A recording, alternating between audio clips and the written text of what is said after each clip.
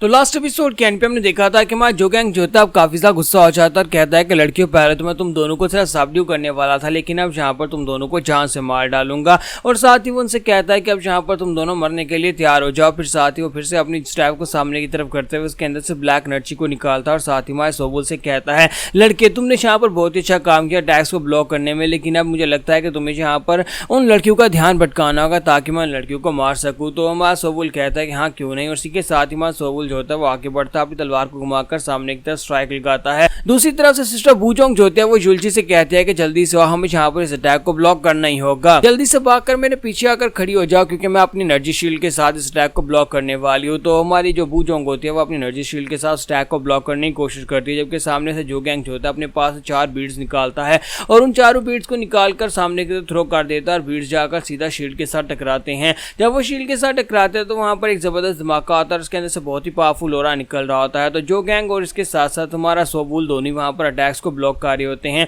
जबकि हमारा सोबुल सोच रहा होता है कि मैंने यहाँ पर देख लिया कि ये क्या कर रहा है, इसके पास एक स्टैफ है जो कि किसी की एनर्जी को सप्रेस कर सकता है। इसका मतलब जैक इसके पास सिर्फ और सिर्फ एक ही ट्रम्प कार्ड है और मुझे बस इसके ऊपर अटैक करके अब इसको खत्म करना होगा। तो हमारा सोबुल जो होता है वहीं पर से घूमता और कहता है कि यही मेरा आखिरी मौका है। जैसे हमारा सोबुल उसके करीब खड़े खड़े उसके ऊपर अटैक करने की कोशिश करता है तो जोगैंग जो होता है वो जंप करते हुए साइड के ऊपर हट जाता है और कहता है कमीना कहीं का, गद्दार कहीं का। तो हमारा सोबुल कहता है कि इतनी जल्दी नहीं, और साथ ही वो अपने हाथों में नीडल्स निकालता है और अपने मुंह के अंदर से फायर निकालता है और सामने की तरफ उन्हें थ्रो कर देता है। तो जब वहां पर मास्टर जोगैंग जो होता है उसकी फायर के साथ हिट होता है तो उसकी बॉडी जो होती है वो हाफ जलना शुरू हो जाती है। वो कहता है कमीने कहीं के, मैं तुम्हें मार डालूंगा, मैं तुम्हें बिल्कुल नहीं छोड़ूंगा। जबकि हमारा सोबुल कहता है कि तुम्हें किसने कह दिया कि तुम मुझे मार पाओगे, क्योंकि मैं तुम्हें जिंदा छोड़ूंगा तभी तो तुम मुझे मार पाओगे। तो सोबुल के हाथ में जो नीडल्स होते हैं वो नीडल्स को सामने की तरफ थ्रो करता है, अपनी फायर और नीडल्स दोनों को एक साथ वहां पर थ्रो करता है, जिसकी वजह से जोगैंग जख्मियों का ग्राउंड के ऊपर गिर जाता है। इस बात से वो लड़कियां काफी ज्यादा हैरान हो जाती है और कहते हैं कि इसका मतलब जैक ये लड़का उसका साथ नहीं दे रहा था बल्कि उसका भरोसा जीतने की कोशिश कर रहा था ताकि उसके ऊपर अटैक कर सके।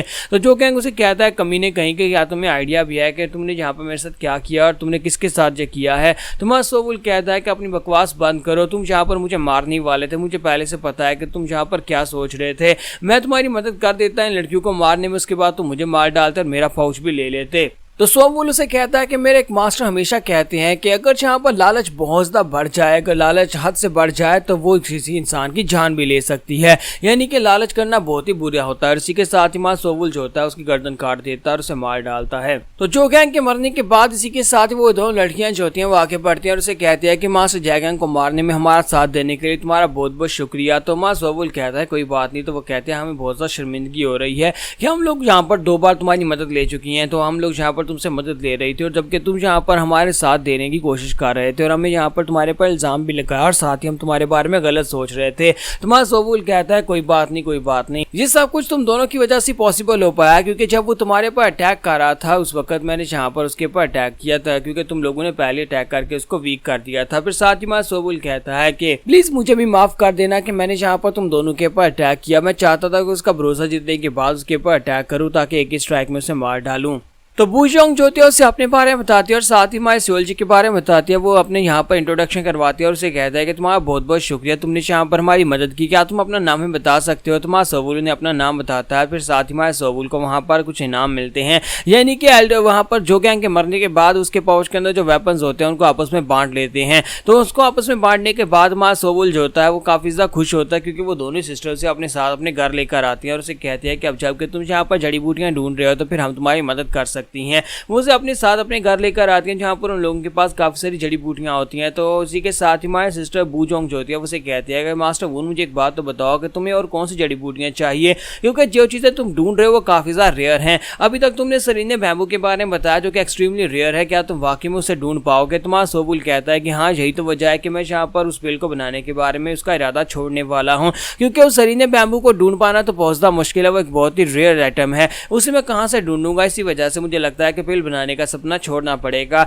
तो सिस्टर बोचुंगो से कहती है कि मैं तुमसे एक सवाल पूछ सकती हूँ। तो मां सोबुल कहता है हाँ पूछो ना, तुम क्या पूछना चाहती हो। तो सिस्टर बोचुंगो से कहती है कि मैं तुमसे ये पूछना चाहती हूँ कि तुम किस टाइप के पेड़ बनाने वाले हो, क्योंकि तुम जितनी जड़ी बूटियां हासिल करने की कोशिश कर रहे हो वो सारी की सारी बहुत ज्यादा रेयर हैं, इसके साथ कौन से पेड़ बनाओगे। तो हमारा सोबुल से कहता है कि मैं यहाँ पर इसके साथ इटर्नल जेट पेड़ बनाने वाला हूँ, यानी कि मैं एक बहुत ही खास पेड़ बनाने वाला हूँ, एक ऐसे पेड़ जो कि किसी की स्पिरिचुअल एनर्जी को इंक्रीज करेगा और हमेशा के लिए उसको जवान बना देगा और खूबसूरत बना देगा, लेकिन तुम लोगों को तो ये करने की जरूरत नहीं है, तुम लोग तो वैसे ही यहाँ पर काफी ज्यादा खूबसूरत हो। तो सिस्टर बू योंग उसकी बात सुनते ही कहती है क्या वाकई में तुम यहाँ पर इस तरह की एक पिल बनाने वाले हो? इस तरह की पिल तो हमारे जैसे लड़कियों के लिए बहुत ज्यादा काम किया। तो सिस्टर बू योंग उसे कहती है कि क्योंकि हमारे पास यहाँ पर ज्यादा पिल बनाने का एक्सपीरियंस नहीं है और ना ही हम लोग कभी यहाँ पर ऐसी पिल्स बना पाए हैं, इसी वजह से जो गैंग जैसे लोग जो है कमीने लोग यहाँ पर आकर हमें इस तरह से तंग करते हैं। लेकिन तुम तो यहाँ पर हाई लेवल की पिल्स बना सकते हो। इटर्नल ट्रूथ पिल वाकई में एक बहुत ही हाई लेवल की पिल है, इसका मतलब यह है कि तुम यहाँ पर इससे भी ज्यादा बेहतर एल्केमी को परफॉर्म कर सकते हो।